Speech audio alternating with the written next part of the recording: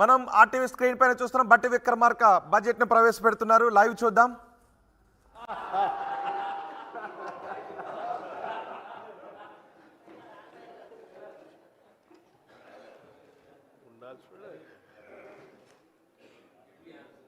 I request the Deputy CM to present the annual financial statement budget vote on account for 2024-2025. Deputy CM. Speaker sir, I beg to present the annual financial statement budget vote on account for 2024-25.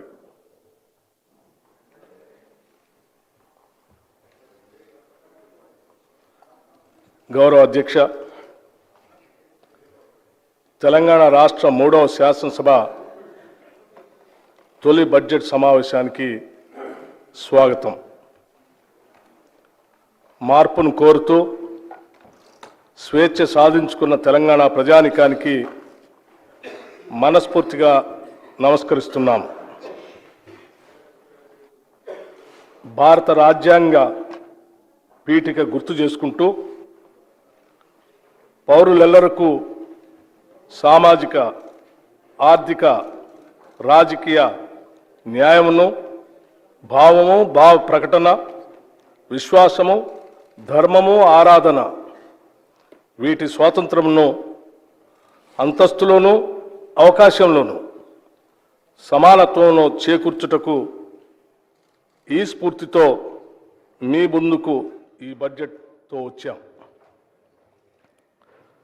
Telangana త్యాగమూర్తులు ఏ ఆశయాల కోసం ఆత్మార్పణ చేశారో వాటిని సాధించడం కోసం, వారి కలలను సాకారం చేయడం కోసం, వాటిని ఆచరణలోకి తీసుకొని రావటం కోసం ఈ సమావేశాల్లో మా కార్యాచరణ మీ ముందు ఉంచబోతున్నాం. కొందరి కోసం మాత్రమే అందరూ బతకాలి అనే నిరంకుశ విధానాలను ఎదిరించిన తెలంగాణ ప్రజలు ఇప్పుడు నిజమైన అభివృద్ధి వైపు అడుగులు వేస్తున్నారు. అందరి కోసం మనమందరం అనే నూతన స్ఫూర్తితో మన చిరకాల ఆశలు, ఆకాంక్షలు తీర్చుకోవటానికి ఇప్పుడు సరైన వేదిక ఏర్పాటైందన్న భావన కూడా తెలంగాణ ప్రజల కళ్ళల్లో స్పష్టంగా కనిపిస్తూ ఉంది. ఎందరో యువకుల త్యాగాల పునాదులపై ఏర్పడిన తెలంగాణ 10 ఏళ్ల తర్వాత నిజమైన ప్రజాస్వామ్యం అంటే ఏమిటో రుచి చూస్తున్నది. ఈ నేపథ్యంలో మనం ఈ స్వేచ్ఛ తెలంగాణలో